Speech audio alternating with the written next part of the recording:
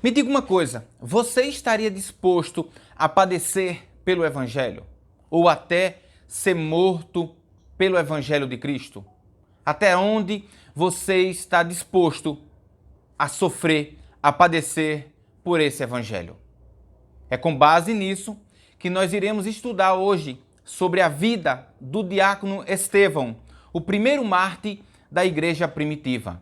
E eu tenho certeza que nós tiraremos lições imprescindíveis para a nossa vida. Nós veremos o quanto ele sofreu e padeceu, mas não abriu mão das verdades bíblicas, nem do que Deus, através do Espírito Santo, pediu para que ele falasse. Então, com base nisso, eu quero te apresentar a nossa 7ª lição, que tem por título Estevão, um mártir avivado. Está datado de 12 de fevereiro de 2023, o próximo domingo. Meu querido, sem mais delonga, nós aprenderemos que aquele que foi cheio pelo Espírito Santo e capacitado não tem medo para levar o Evangelho, apesar das adversidades, daqueles que se levantarão contra ele, porque você verá isso na vida de Estevão hoje. Ele não teve medo, ele não abriu mão. O Sinédrio se levantou contra ele, mas ele não abriu mão das verdades bíblicas. Sem mais delonga, vamos nos aprofundar nesse assunto a partir de agora. Roda a vinheta!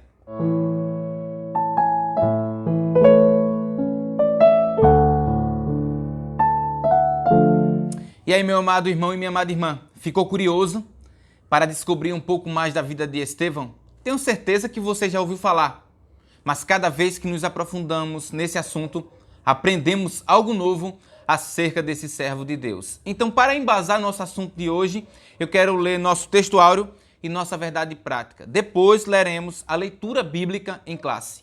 O nosso textuário se encontra lá em Atos, capítulo 7, e o versículo 55 e 56. Acompanhe comigo aí na tela. Mas ele, estando cheio do Espírito Santo, disse: Eis que vejo os céus abertos, e o Filho do Homem, que está em pé, à mão direita de Deus. Nossa verdade prática nos diz: por intermédio da graça de Deus, o cristão pode ser fiel a Cristo até a morte e contemplar a sua glória. Agora, leremos nossa leitura bíblica em classe, que se encontra em Atos, capítulo 6, do versículo 8 ao versículo de número 10. Depois leremos Atos, capítulo 7, do versículo 54 ao 60. Acompanhe mais uma vez comigo na tela o texto.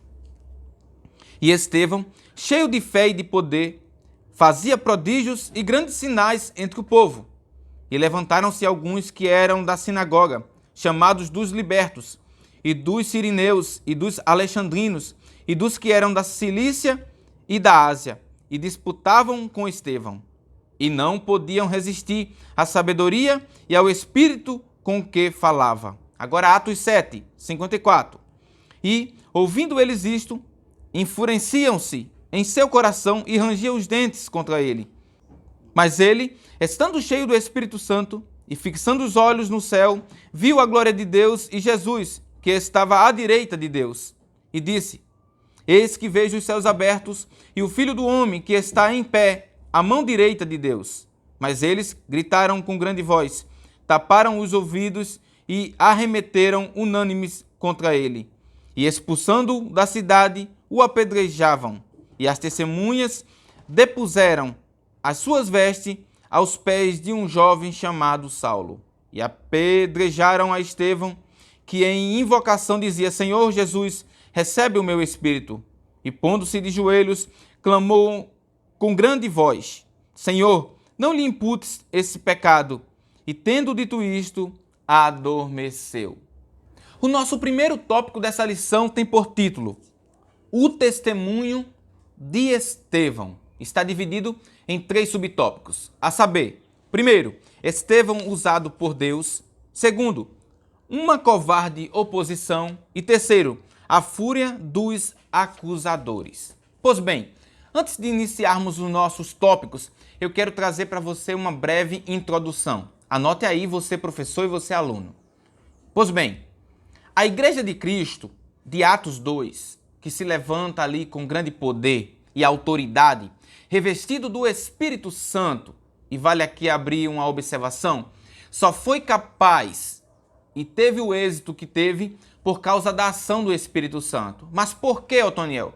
Porque essa igreja recebeu várias perseguições. Os irmãos primitivos passaram por grandes aflições e lutas, não só do Império Romano, mas da elite judaica da época. E por que isso aconteceu, Otoniel? Deixa eu te explicar.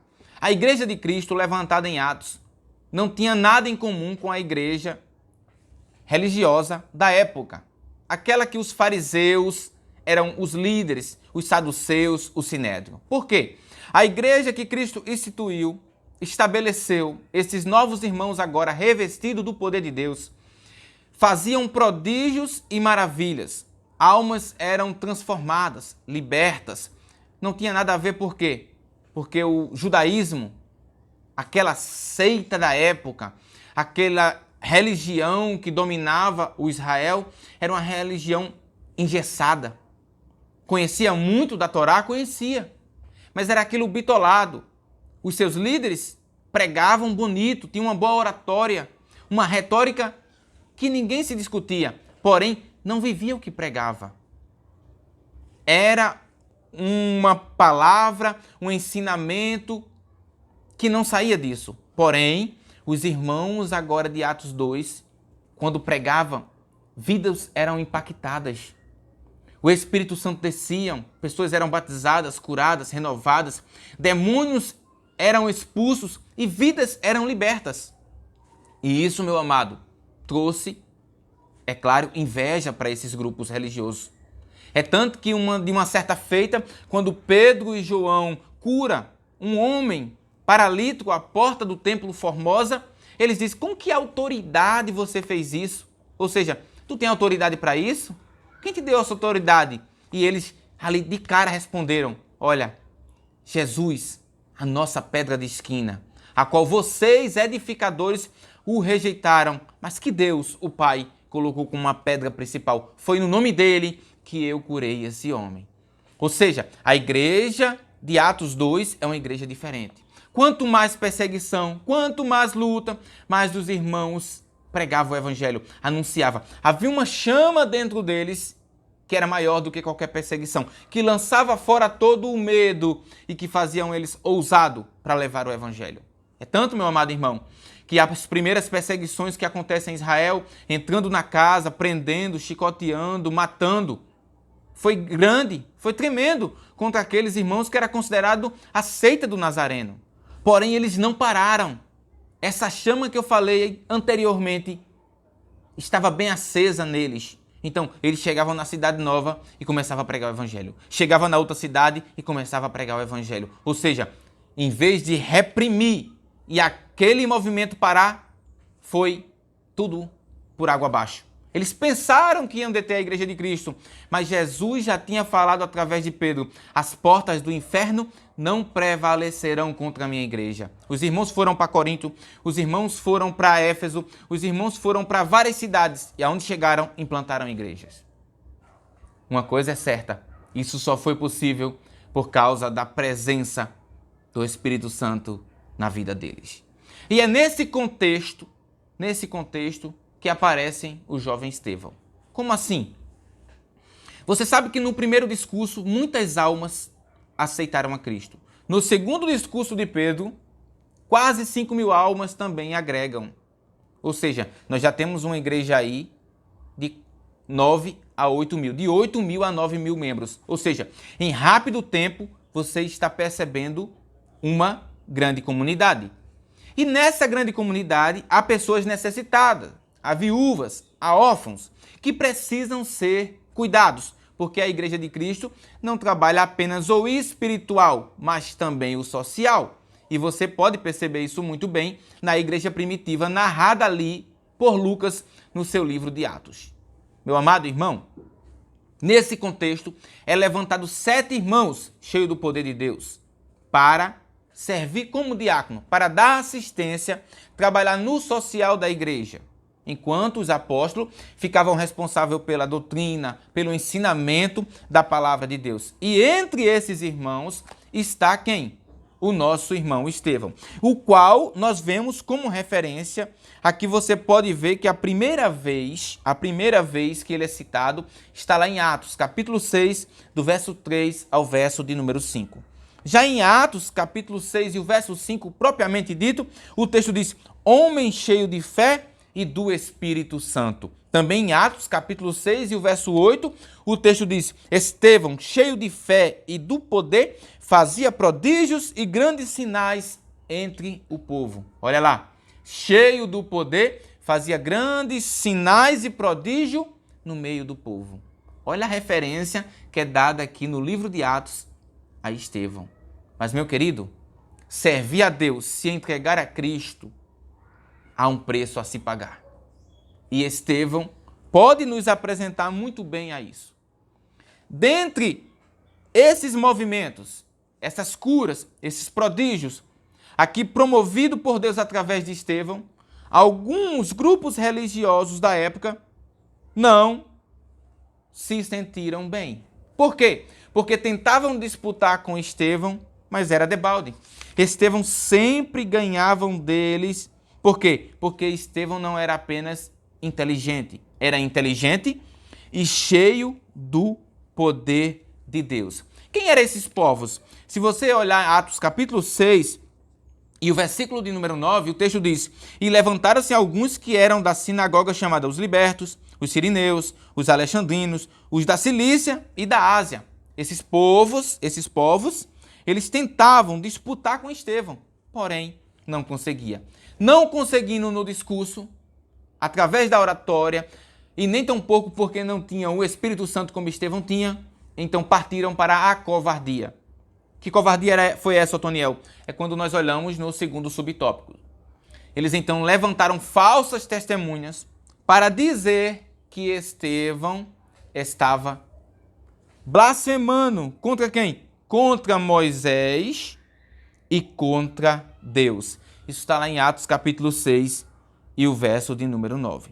Então, quando chegamos em Atos capítulo de número 6 e o verso 15, ele agora está diante do Sinédrio.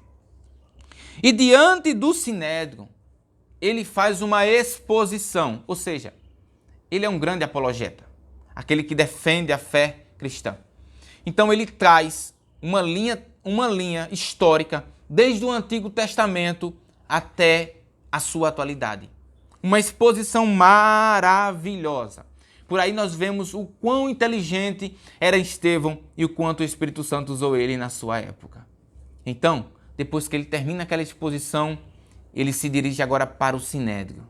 Então, quando ele olha para o Sinédrio, ele diz, em Atos capítulo 7 e o verso de número 51, ele diz, olha, homens de dura cerviz, incircuncisos de coração. E o texto diz que, e ouvindo eles isso, eles rangeram os dentes.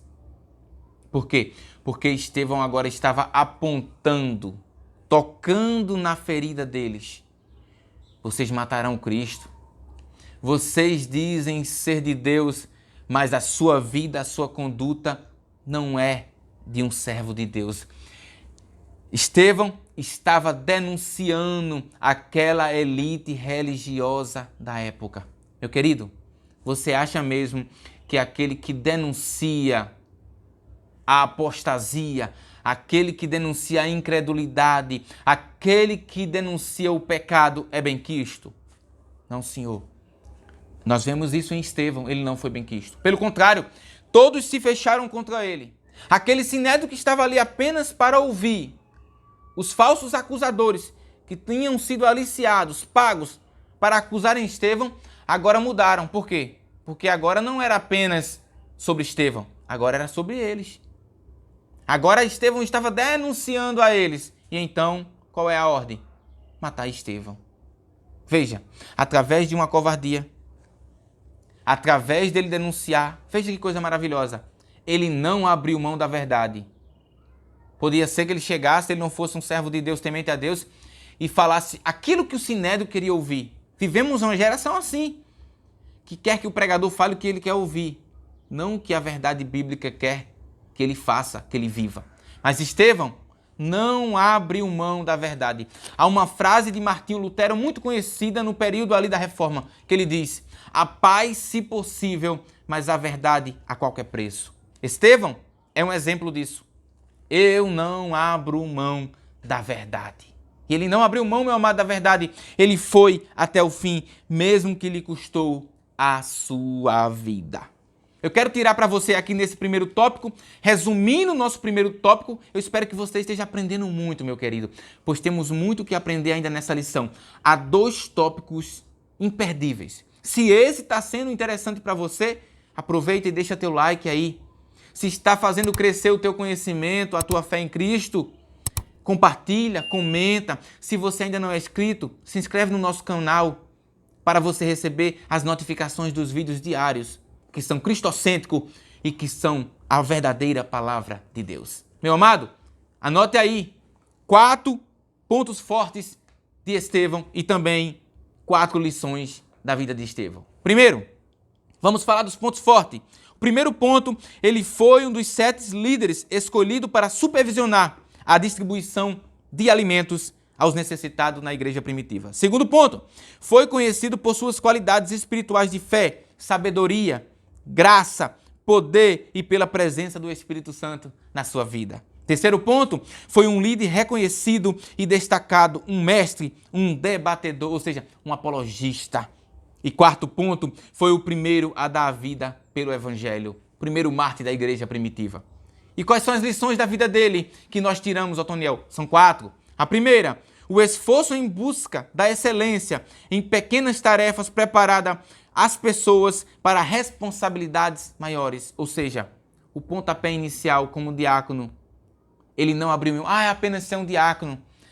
É a primeira patente ali. Ele não fez isso. Pelo contrário, se qualificou, buscou o Espírito Santo e como diácono fez um serviço primoroso para os céus.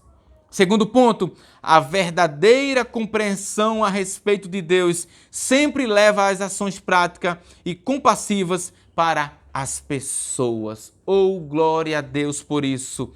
E uma informação essencial, meu querido, a sua ocupação, diácono, distribuía alimento aos necessitados. Era contemporâneo de quem? De Paulo, Caifás, Gamaliel e os apóstolos.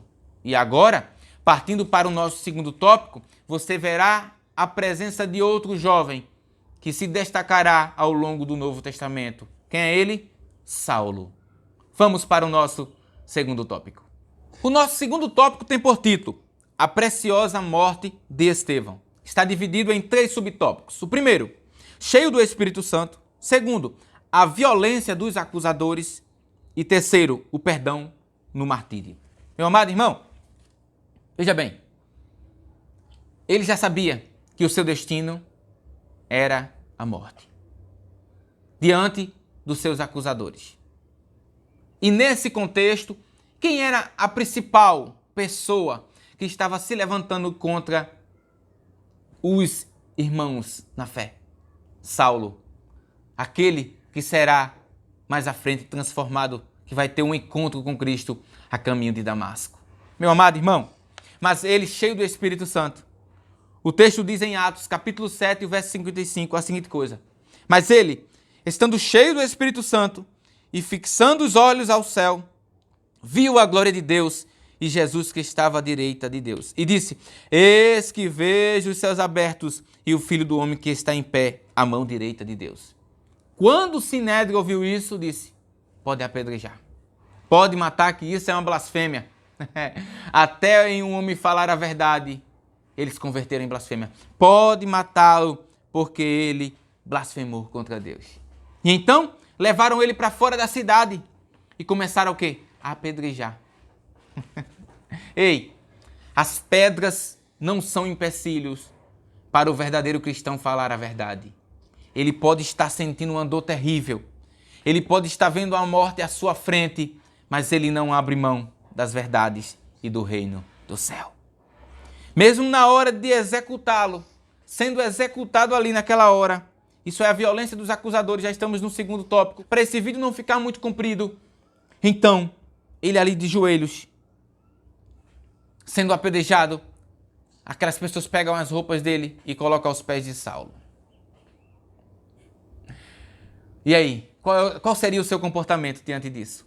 Será que você começaria a dizer, não, eu abro mão do reino, eu abro mão do céu, não, eu vou fazer parte dessa elite judaica, por favor não me mate? Qual era o nosso comportamento diante disso? Mas esteve diante ali, dos seus acusadores, falsos acusadores, ajoelhado, sendo apedrejado e vendo os céus abertos a ele. Ô meu amado irmão, a dor terrível transpassando ele aqui na terra e uma glória muito grande esperando ele e ele vendo.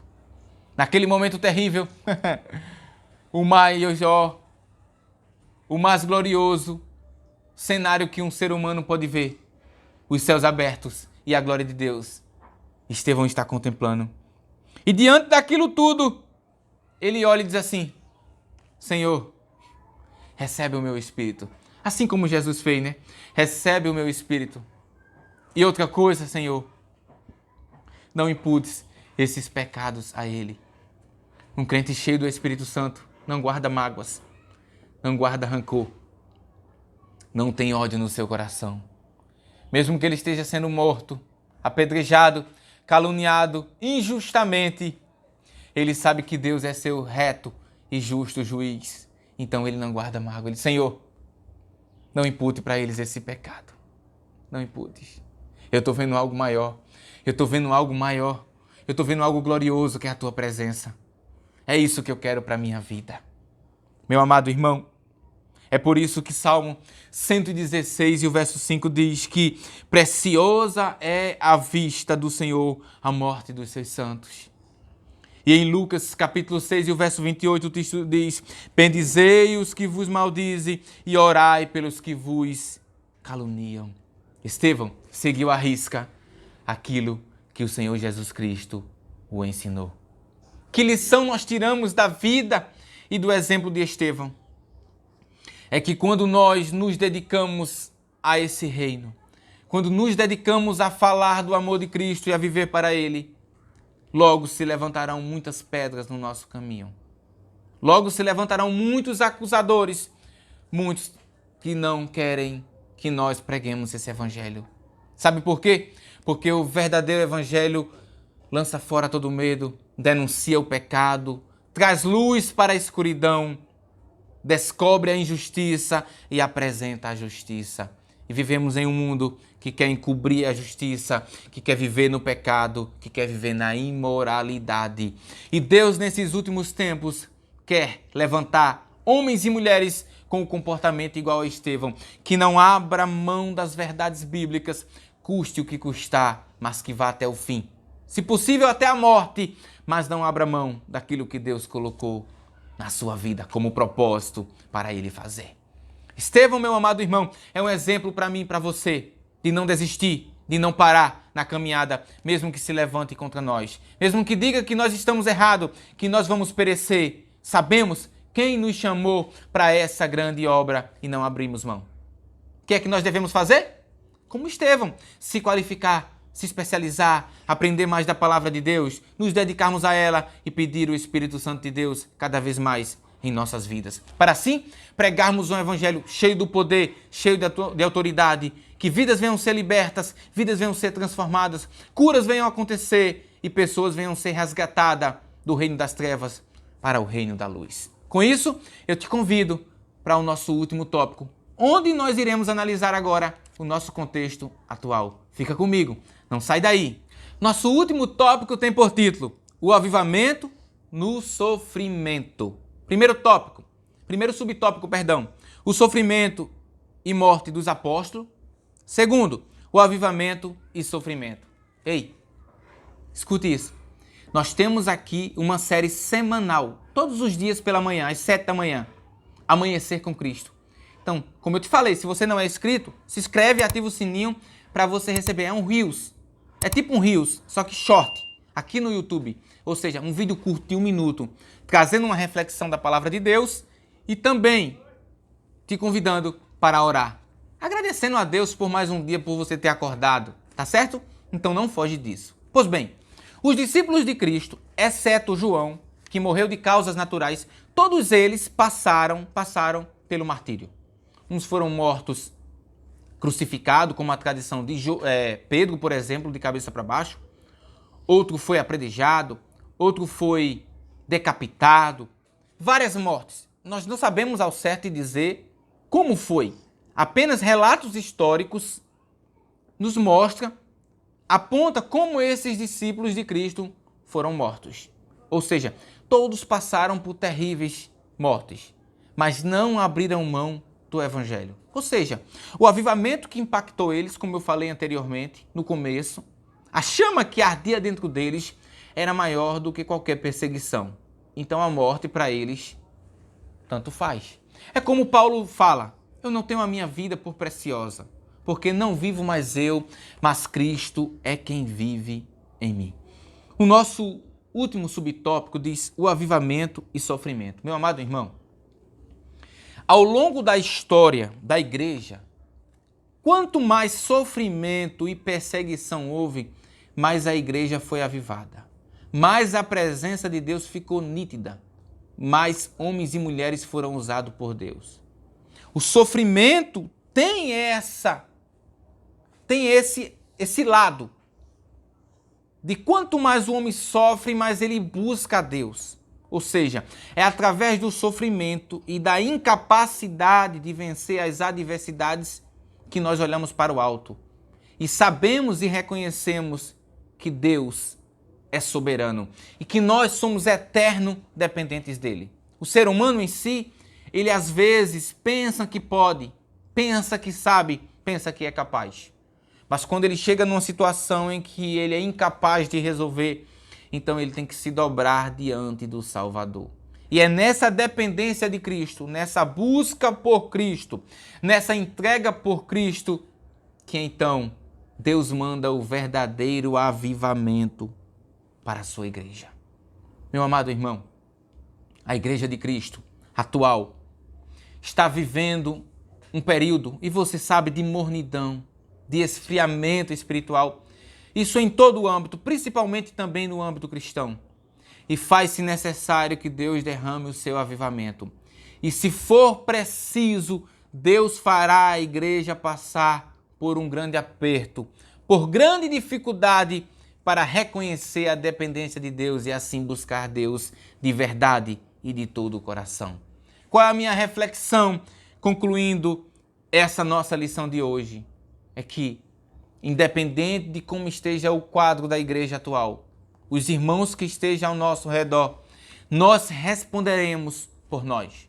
Então cabe a mim e cabe a você buscar ao Senhor, independente de como esteja o nosso irmão à direita e à esquerda. Precisamos sim incentivá-los a buscar ao Senhor, mas eu e você precisamos diariamente, constantemente, buscar ao Senhor. Senhor, me aviva, me aviva, me aviva para eu fazer a tua obra. E só assim nós receberemos um avivamento, não de um dia, não de 2 dias, mas que perdurará até o dia que Jesus nos levar ou que ele vier buscar a sua igreja.